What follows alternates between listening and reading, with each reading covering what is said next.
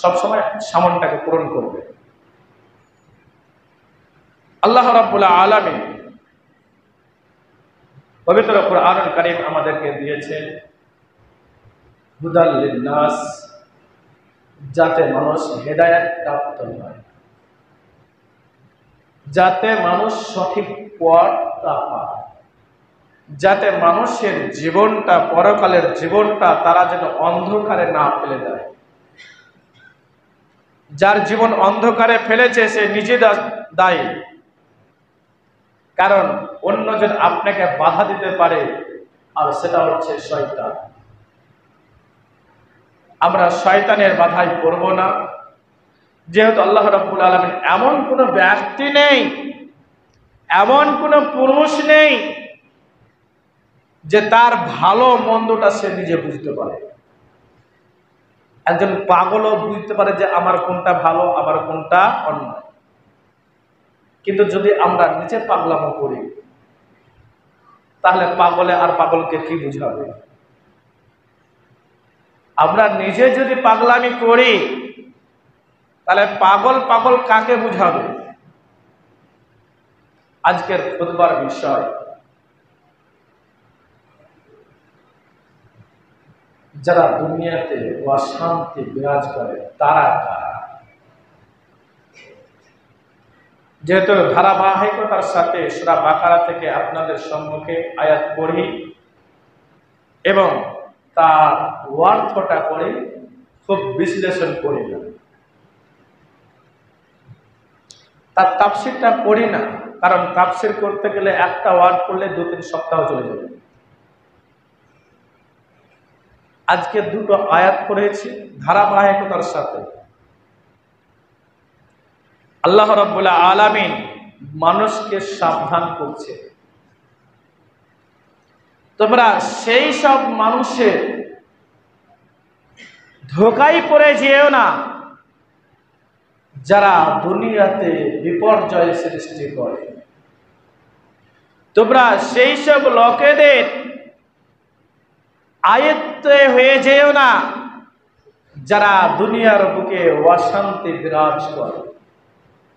তোমরা সেই সব মানুষদের মতো হয়ে যেও না যাদের প্রতি আল্লাহ রাব্বুল আলামিনের গজব পড়েছে, অভিশাপ পড়েছে, লানত পড়েছে, ফলে তারা পথভ্রষ্ট হয়ে গিয়েছে, তারা আল্লাহকে ভুলে গিয়েছে। এবং যারা আল্লাহকে বলেছে তারা কাল কিয়ামতকে ভুলেছে, যারা কাল কিয়ামতকে ভুলেছে তারা নিজের ধর্মকে ভুলেছে, যারা নিজের ধর্মকে ভুলেছে তারা নিজেদেরকে ভুলে গিয়েছে। আর ফলে তো আল্লাহ রাব্বুল আলামিন তাদেরকে আত্মভোলা, পাগলা, পাগল বানিয়ে দিয়েছে। আজ আমাদের মধ্যে পাগল কে? কে হাদিস কোরআনের ব্যবধানে পাগল? কোরআন কি বলে? কাকে পাগল বলে? কাকে নির্বোধ বলে? কাকে বেপরোয়া বলে? পবিত্র আল কোরআনুল কারীম আজকে বলব। আমরা পবিত্র আল কোরআনুল কারীম পেয়েছি, আমরা তেলাওয়াত করি না, আমরা পড়ি না। এই সম্পর্কে গত সপ্তাহে বলেছিলাম। এই কোরআন কার উপরে অবতীর্ণ? তাহলে একটাই বাক্য আসে, সেটা হচ্ছে মুহাম্মদুর রাসূলুল্লাহ সাল্লাল্লাহু আলাইহি ওয়াসাল্লামের উপরে অবতীর্ণ। কেন? যাতে মানুষেরা সঠিক পথের উপরে থাকে, পরকালের জীবনটাকে তারা যেন জাহান্নামের দিকে ঢেকে না দেয়, পরকালে তাদেরকে যেন শিকলবন্দি না হতে হয়, পরকালের জীবনে অর্থাৎ কিয়ামতের দিনের পরে তাকে যেন ওই গলায় দড়ি না করা হয়, পরকালের জীবনে তাকে যেন জাহান্নামের মধ্যে না যেতে হয়।